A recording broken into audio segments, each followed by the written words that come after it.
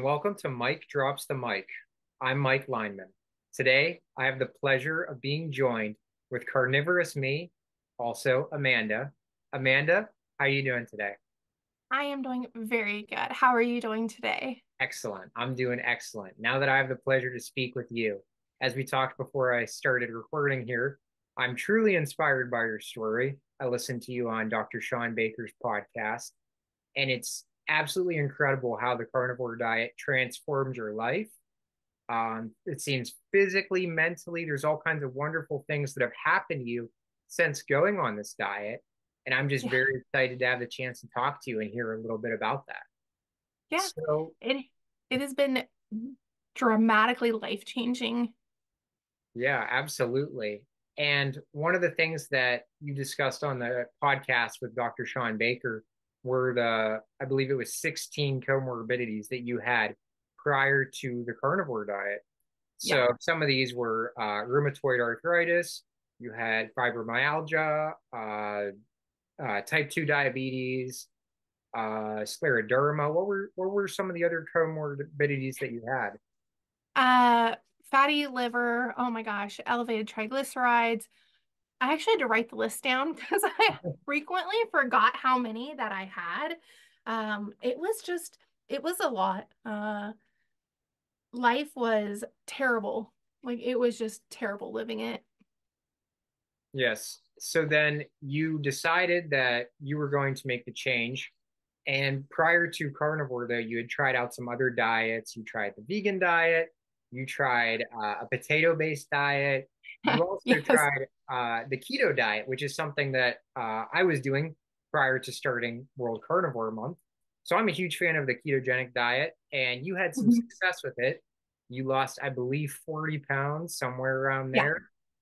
But why did you stop with the keto diet? Why did you decide to make the transition from the ketogenic diet to the carnivore diet?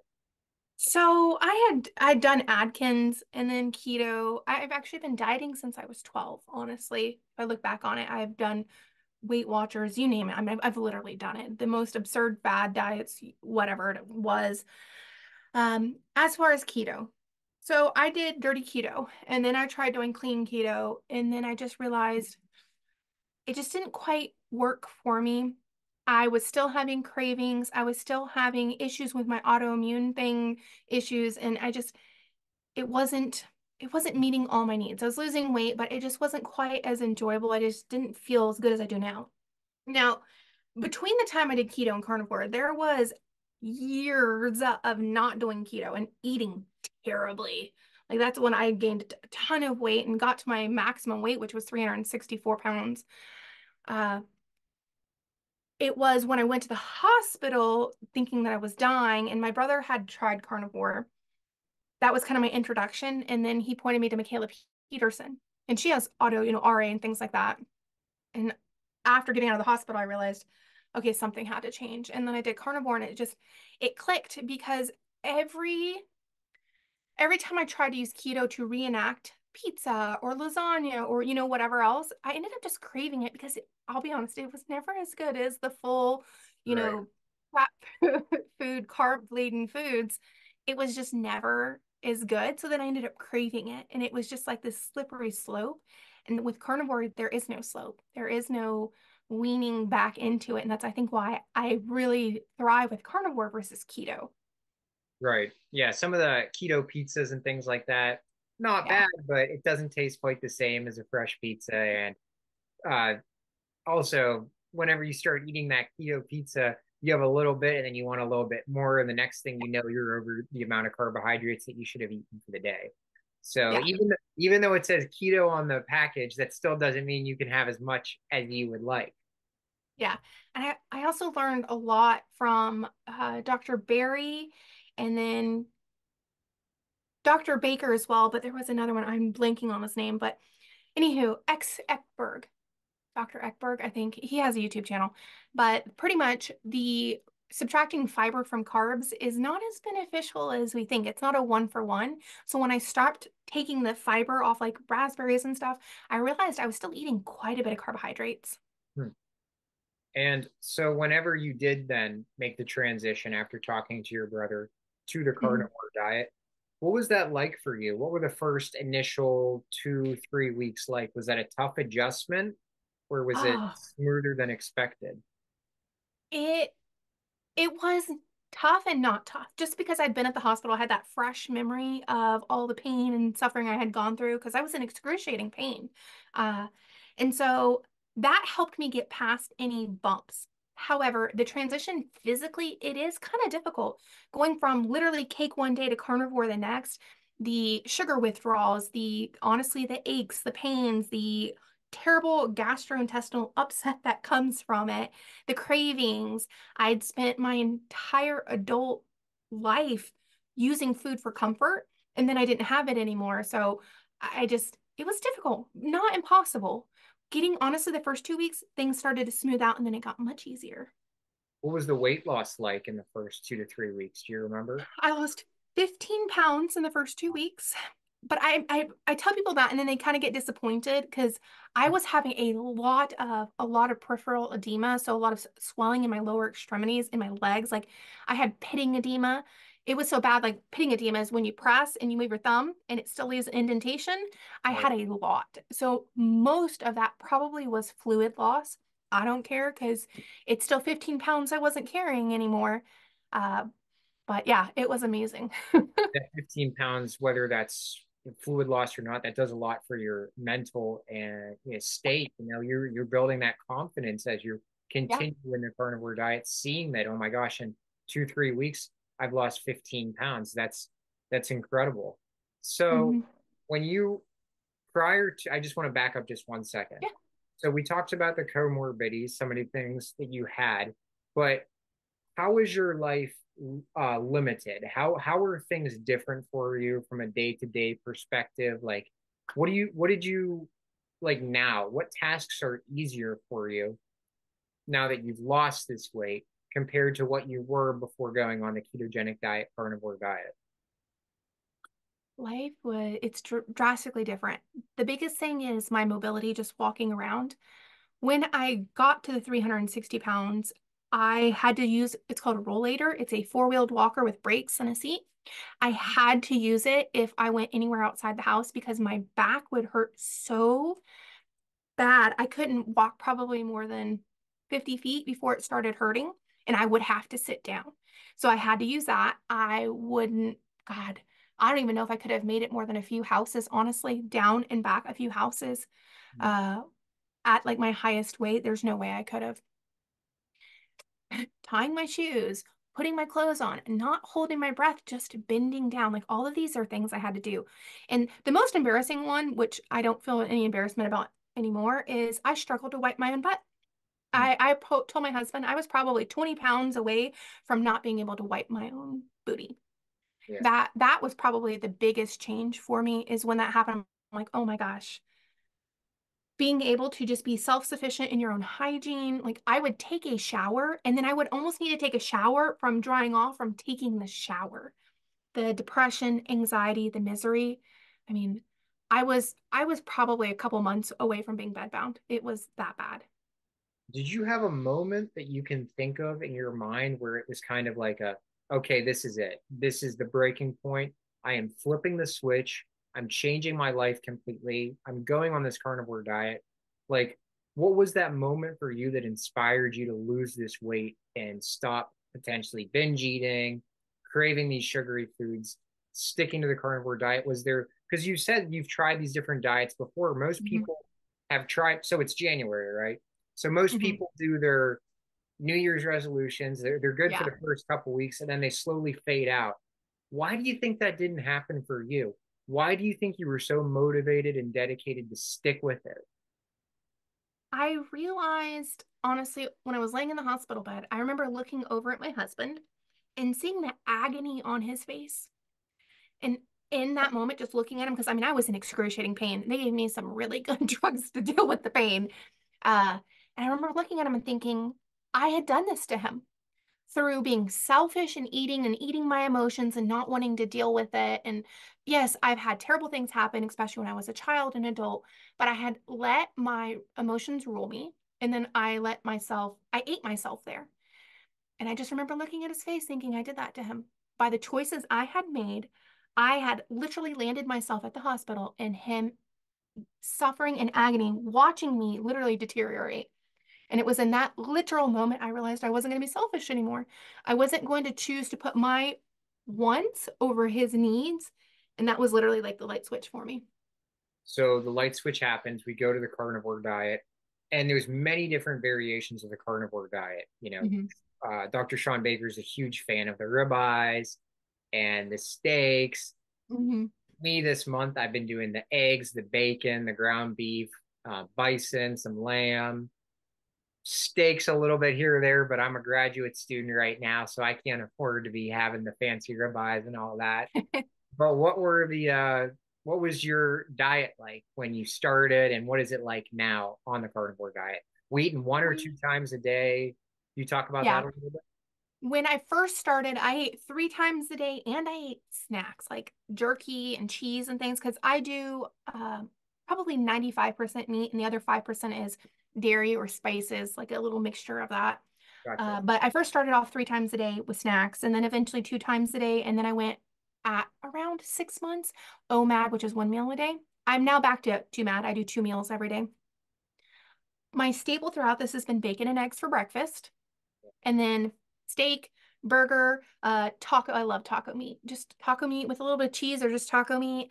I love chuck roasts. That is something I always suggest to people. I have on my channel too, is the best if you have a crock pot, chuck roast of your entire life. It's cheap, it's simple. You put it in a crock pot, it will blow your mind how cheap and delicious it is. Yeah. What else? Sorry, I didn't mean to interrupt you there. That's good. For anybody who's not familiar with the carnivore diet, they're hearing these things and they're saying, "Oh my gosh, her cholesterol, these levels might be through the roof right now." But it turns out, if you do a little bit of research, maybe cholesterol is not what it was once thought to be, and the level of importance put on. Correct. Did you have to, when talking to the doctors about your cholesterol levels and things like that, did you have to explain this a little bit, or what were the doctors like when you're telling them, okay, I'm going to go with bacon and eggs, and I'm going with chuck roast, and what did your doctor say when you were going with this? My primary care doctor was extremely hesitant. And the only reason he agreed to like follow me with it was I agreed to take a multivitamin. And I'm like, okay, that's fine. If I anything I don't need, I'll excrete. I'm fine. I'll do that. And I do lab work every 3 to 4 months or so. My cholesterol actually went down slightly, and so did my husband's. Oh my goodness. My HDL cholesterol, which is what they consider good, it's Right. subjective, but my HDL cholesterol went way up and my LDL cholesterol went down a few points, something like that. My husband's went down too. They're actually finding that your LDL, when people have high LDL, it tends to be more genetic than anything. My primary care doctor was still concerned because it was still elevated. So he sent me to a cardiologist. I don't have any cardiac issues. It was just elevated cholesterol. And I don't know how I lucked into this, but the cardiologist I got, he actually does keto. So I Oh, told him what I did. He's like, oh, really? He's like, he watches Sean Baker, all of this. And he did a ton of blood work. And he's like, getting my triglycerides down because they were, I believe, over 300, 343. Getting them down to, I believe it was under, I think it was like 76 last time. And then pretty much I no longer have type 2 diabetes. He said that between that and triglycerides, he said my cardiac health was in amazing condition. He said not even to worry about the LDL. yeah, that's one of the other things I wanted to touch on was the type 2 diabetes. What were your Mhm. A1C numbers like prior to carnivore versus when it was okay, you're in normal range, right? Uh, I'm, by the way, all my blood work for anybody that's curious on carnivorousme.com, I have all my blood work available there too. That I every time I get it done, I post it. It was 7.1 when I started. And don't get me wrong, my mom has type 2 diabetes. Hers has been 12, so it goes pretty high. And Mhm. then the last time I had it checked, it was 4.6. My A1C was actually better than my husband. And my husband's tall and skinny. I think his was like 4.8, but yeah, it's Incredible. completely gone. I can pass a 5-hour glucose test because I've had people be like, oh, you can't cure diabetes. You can. Not every single human being can, but for most people, you can actually. If you give your body the chance to heal it, it can. Yeah, and we see that with your type 2 diabetes. Now, Hmm. type 1 diabetes, on the other hand, that's a little bit of It's a different different. story.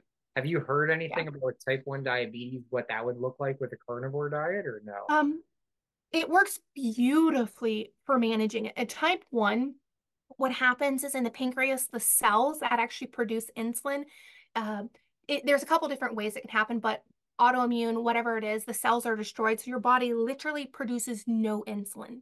Right, Like with a type 2 is you've damaged it and the cells stop producing because you've overused and exhausted with type 2. Type 1, it just isn't there.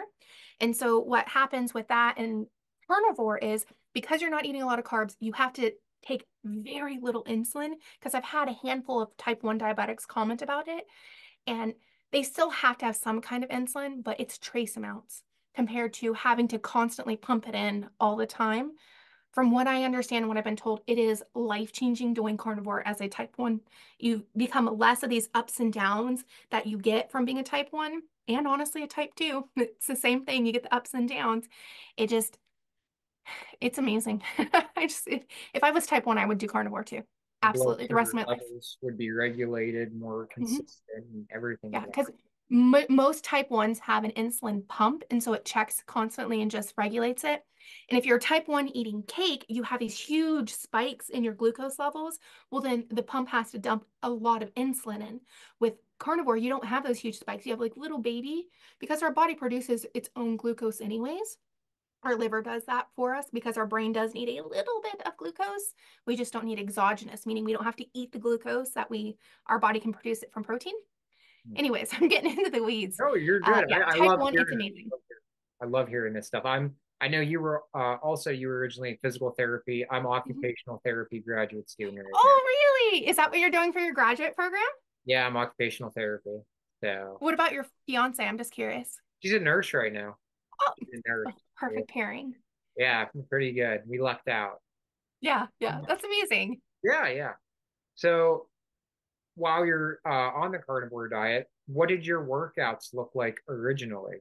Like trying to get somewhere. I know I follow you on Instagram, so I see the elliptical and I see things Yeah. like this now, but you weren't always at this point. So how have your workouts transformed throughout your carnivore journey?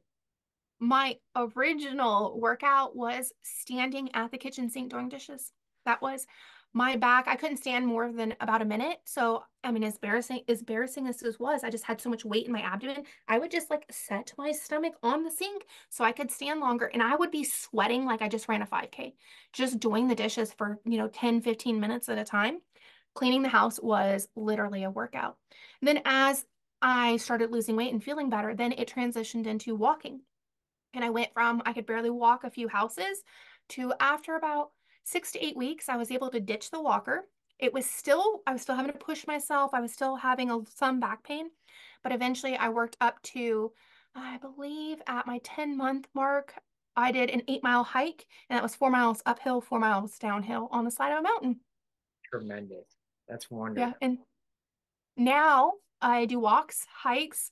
I do the elliptical. I'm now up to 7 minutes every day. I do 4 times a week weightlifting. My brother-in-law, he's a veterinarian, but he also does personal training and he has kind of a regimen set up for me. So I do 4 days of that and then do 2 days of HIIT training. And yeah.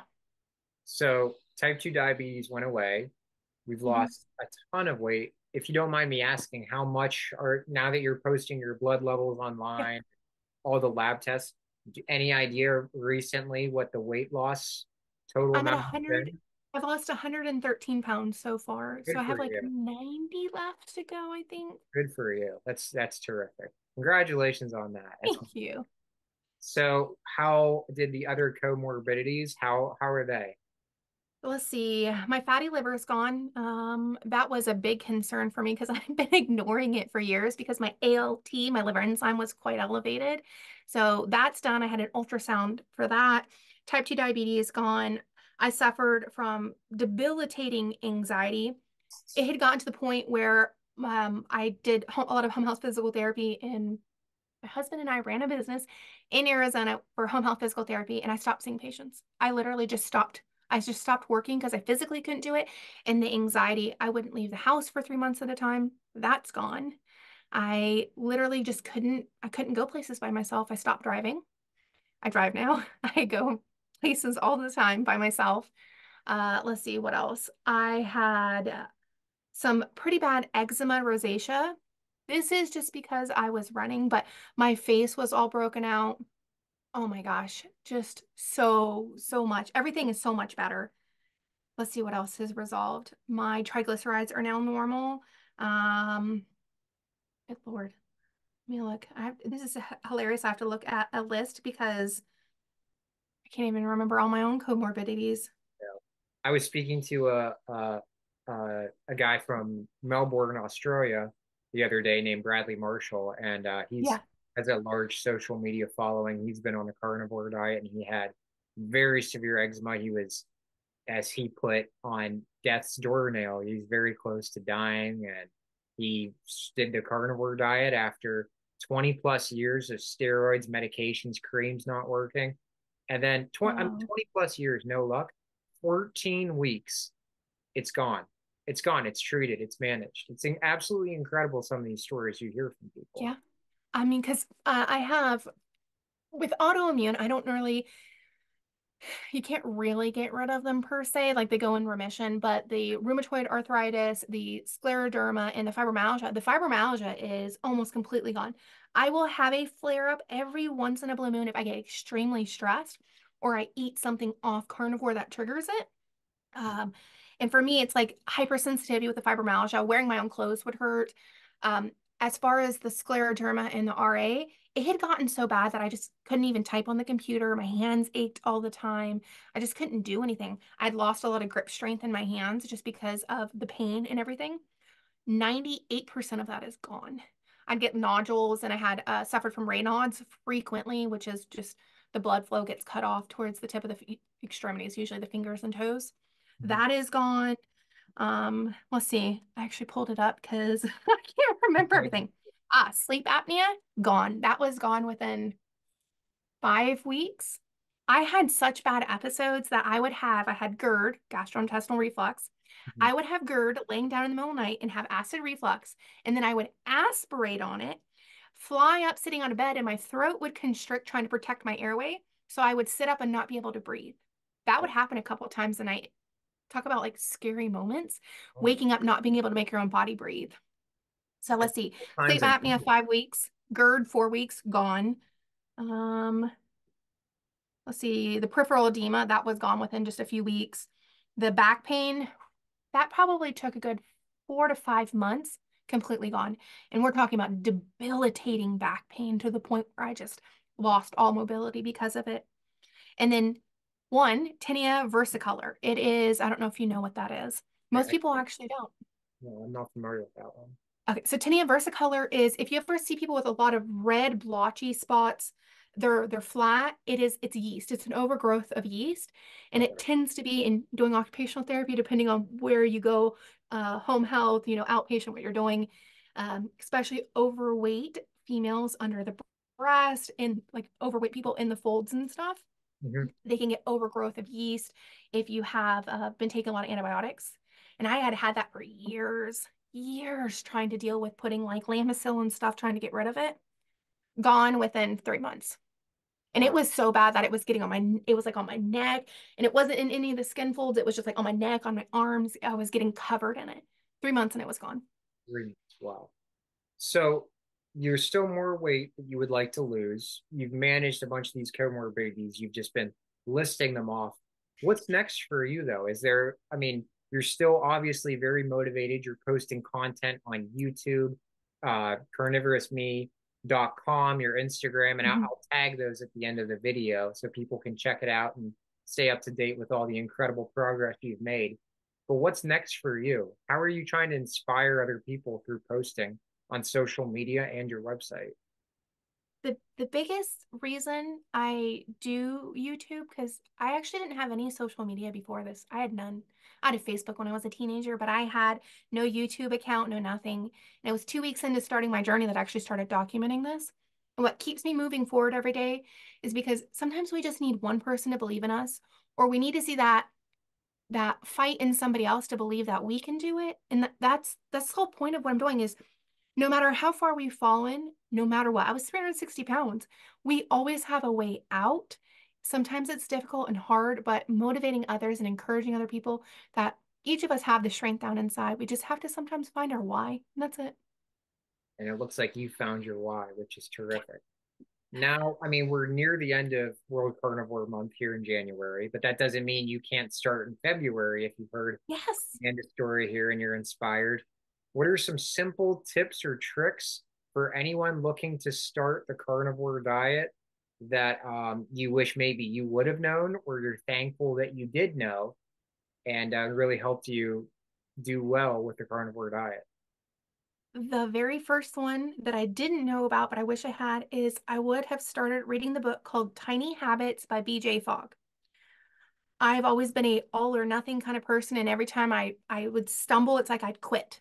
And I know a lot of people are like that, but the book talks about and it teaches you how to take these tiny habit changes and make them realistic and make them stick. And I'm sad I didn't have that book in the beginning, but it is an amazing book. And that would be the number one thing is rent the book, get the book. Actually, I'd say buy it because I'm now reading it for the third time now. That is the number one thing. Number two is this is a hard one. Having either realistic expectations or trying to let go of them. Anytime I tell people I lost 15 pounds in 2 weeks and they come back at me, they're like, oh, I only lost six. I'm like, that's 6 pounds. That's 6 pounds in 2 weeks. That's really good. Right. Is setting realistic expectations and being along for the ride. Probably the last thing is people always get so concerned. The first couple weeks are difficult.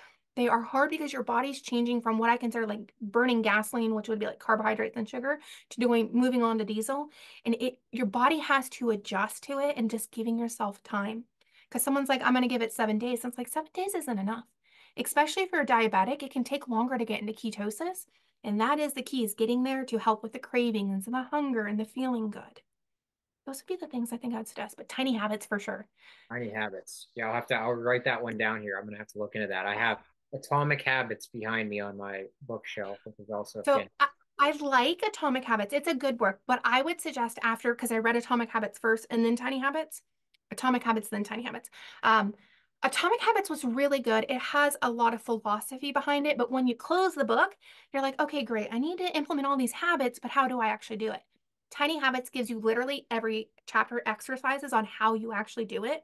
So if you haven't started Atomic Habits, I'd say wait, read Tiny Habits and then Atomic Habits. They pair well together, but Tiny Habits is just gold. Noted. Um, One of the last things I wanted to ask you about, a lot of Mhm. people who are going to be starting the carnivore diet, one of the things that is also known about the carnivore diet is that it can be very expensive.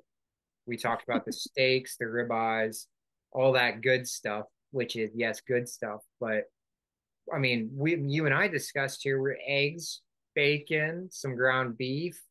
How do you make the carnivore diet affordable? How can you make it inexpensive? And I Yeah. mean, the fact that you're eating once or twice a day, that's going to limit you as well. But the amount of like calories you're taking in, right? Like if you're supposed to have 2,500 calories, and the majority of it is carbohydrates and sugars and other things like that, you still might have some cravings, and you can go through it like that.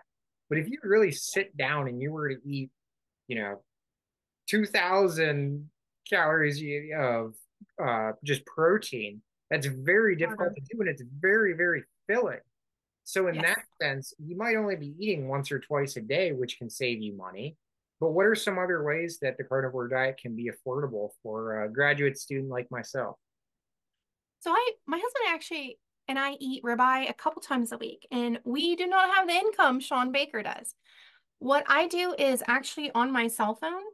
And this is what I tell people. You either are going to go the easy way, and that is just paying full price and you have the money to spend, or you're going to do something that requires a little more time.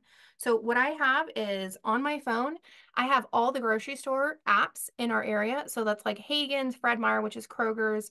That one's Hagen's. Whoops, that's Safeway, whatever. And literally every Wednesday or Thursday, I check and see what's on sale. The ribeye that we have, we got on sale for $6 a pound. Literally. My husband and I bought 40 pounds. We bought out everything they had. And that's how we do it. We have a deep freezer and we buy the meat that's on sale. The chuck roast that we have upstairs, I think I paid like 375 a pound or 379 a pound for that. on sale. And that is how we do it. People, every time someone tells me it's expensive, I just have to laugh. I don't really care for grass-fed meat that much. It's just a flavor thing for me. However, there is like, as Dr. Berry said, the panda massage meat that is like the highest quality you can get. And then there's all the way down to Spam. And you just have to find where on the scale that you fit. Can you afford panda massage, like filet mignon every night? Great. If you can, then eat that. If you can only afford, like sausage and bacon and eggs and Spam, I mean, that's still better than eating the standard American diet. But that would be the key is download the apps and check. And then have it. You don't have to have a deep freezer, but it does help. So then you can buy chunks at a time and cycle through them. Ground beef, I usually don't pay more than like $1.50 a pound when we get it. And that's just kind of how we save money. We actually spend a fraction of what we were spending previously. We don't throw food away. Literally, we used to, how many avocados or bananas have you thrown away just letting them go bad or tomatoes? None of our meat goes bad. Condiments, I use like mustard maybe, but don't waste money on condiments or anything anymore. Snacks, I don't snack. Right. I was talking to somebody actually today about this as well, that Mhm, wow, okay, let's say you were having the ribeyes almost every day, right? So that's going mhm. to be a little bit more expensive potentially, the steaks and whatnot. But if you have type 2 diabetes where you have these other comorbidities and you treat the source of the problem through the carnivore diet, and you'll still end up paying less with your meat and steaks compared to the insulin you'd have to purchase and all the other medications that you wouldn't have to Yep. have anymore. Yes. So that's And something else to consider, that yes, it might be a lot for the nutrition, but you won't maybe have to be paying for the medication anymore due to the success of the carnivore diet. yeah, I still argue with people when they tell me it's expensive. It's like, if you think it's expensive, then you're obviously paying full price for everything, which it would be expensive if, because I think our Costco, it's $17 a pound for ribeye at Costco. Yeah. And we bought, they haven't done it in a long time, but I think it's because my husband and I bought like $120 or 120 pounds of ribeye one from them. They're probably like, we're never doing that again. Just being willing to put the footwork in. And that's why I say if you're not willing to put the footwork in, but complaining about it being expensive, then it's like, I don't know what to tell you. I give you the option either put the footwork in and be willing to eat what is on sale. Because I mean, they have grass-fed beef and things. Whole Foods, every once in a while, I check Whole Foods too. They have stuff on sale. You just have to be willing to, you know, get what you got. You can't afford ribeye every day. I mean, most people can't. Right. And that's okay because ground beef, I eat chicken probably once a week. Chicken isn't my favorite thing anymore. Um, but yeah, there's tons of like I love chuck roast and it's cheap. Like that is probably my favorite meal is chuck roast. I'm gonna have to give that one a shot. Oh, do it. Like follow the recipe that I have on there to the T. Everybody wants to put water in the crock pot. Please do not put water. It ruins it. And it will blow your mind at how cheap and how delicious it is. So there's different levels of intensity, I guess, severity, and the carnivore diet. So you might Mhm. be very strict where you're just doing the steak, salt, water. Some people will throw some different types of cheese in. Some will say the egg is the multivitamin of the carnivore diet. Yeah. Um, like we said, chicken once a week. Do you do Mhm. any but like some sauces, right? So if you have your chicken wings, you can have Mhm. like buffalo sauce if you look for the keto, zero carbs typically. But like a barbecue sauce or a honey mustard's typically going to have some carbohydrates in it. Do you do any kind of sauces at all with any of your foods or no? I, I do. I actually make my own buffalo sauce. I have a recipe. I'm not really a recipe person, but I do have a hand, like there's like four of them that are delicious. I make my own buffalo sauce and it is phenomenal. Like I would take it over Buffalo Wild Wings any day. Wow. Actually, funny enough, if you have to go out and eat, I keep a jar of it in my refrigerator and I take it with me because Buffalo Wild Wings, most of them cook their chicken in tallow, but all their sauces have MSG and crap in them. So Right. I take my own sauce, no shame Yeah. with Well, it. that's some of the people like Dr. John Jakewich, they have Himalayan salt maybe or something Mhm. like that. But there's nothing wrong with a little bit of seasoning and a little bit of sauces here or there, just making sure the Yeah. carbohydrates are low on the salt. I I consider it dirty carnivore because Lion Diet is like just the beef salt water. Like I Correct. tried that, it was too restrictive for me. Yeah. I do meats, including seafood. I don't eat it very much. I should probably. I do coffee. I do cheese. I don't eat cheese that much, and I do like heavy cream, a little bit of heavy cream in my coffee and spices. That's what I do. As far as sauces, I make my own buffalo sauce. I have a gorgonzola cheese sauce. I don't remember if I have a recipe video for that, but it's delicious. It's just heavy cream with gorgonzola and mixing it up. My husband loves that. I do horseradish and sour cream with my ribeye or rib roast. Okay. And I do every once in a while a little bit of honey mustard, but I get like the lowest sugar humanly possible. Honey mustard, that's it. I don't use ketchup. I don't think there's any other sauce I use. That's it. So, and some of these are on carnivorousme.com, your Instagram as well. You have many subscribers, lots of good content on there. Carnivorous Me one, the number one. Instagram, Carnivorous Me, the number one as well. So, yeah, make sure you stay up to date on everything going on in Amanda's life. Amanda, do you have any parting message or anything you would like to say here at the end for somebody getting ready to rock and roll on the carnivore diet and how it's affected you? Yeah. No matter what, keep moving forward. If you go a week and it's like you thought you should have lost weight, a lot of times it's just our bodies healing and recovering, especially females getting our hormones in balance. Because that's one thing I didn't mention was I have had polycystic ovarian syndrome. So I had a lot of imbalances in my hormones, and it took me a long time for everything to kind of settle out. So whatever it is, don't quit. If you hit a bump, or the big thing is if you stumble and eat off, don't quit. That doesn't mean you're a failure. I mean, it just means you stumbled, you faltered. Get back up and keep going. I promise it is absolutely worth it. And consistency is the key. And no matter what you're doing, whether it's going to the gym, your Yep. diet, your work, your school, anything like that, staying consistent over intensity of time, you'll have great results, just like Amanda. Amanda, thank you very much. I appreciate your time and I can't wait to see what else you have in store. Thank Thank you. you. Thank you for having me.